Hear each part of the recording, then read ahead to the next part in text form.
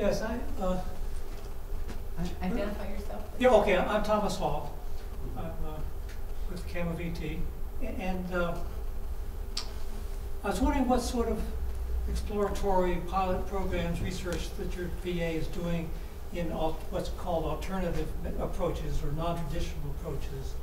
I've heard that there's some that are very powerful in the area of ADHD, which is not ADHD, post-traumatic stress syndrome. And I was wondering if you had any knowledge of any kind of projects that were going on in the VA. There are, you know, the problem has been that the research, a lot of VA clinicians will say, doesn't work, we've done the research. The problem with that is that the research has been looking at the wrong outcomes. As we move more towards developing personalized health plans for patients based on their specific goals and not their hemoglobin A1C, that often these programs, these other approaches, alternative and complementary approaches, are being shown more and more to lead to an enhanced sense of wellness, improved performance at work and in family and community. So right now, there's no requirement that every VA offer these services, any particular one, but there is a growing interest and there are more programs developing around the country.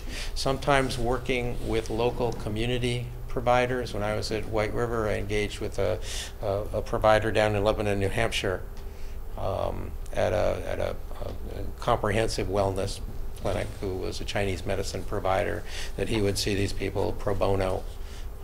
We would send them, we'd work together on their treatment. So there are various of those programs in place scattered around the country, but not on an organized, systematized way.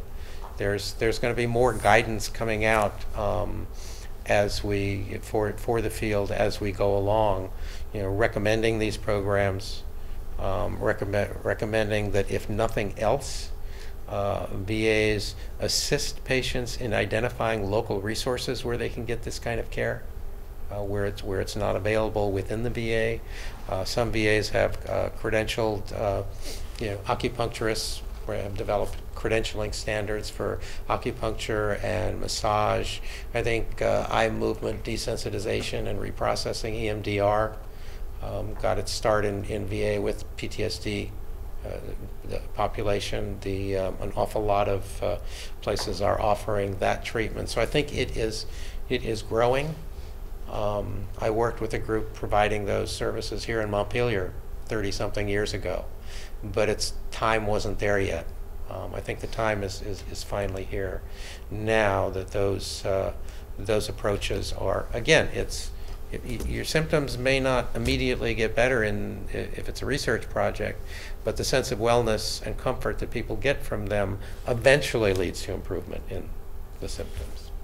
It's just harder to demonstrate in research.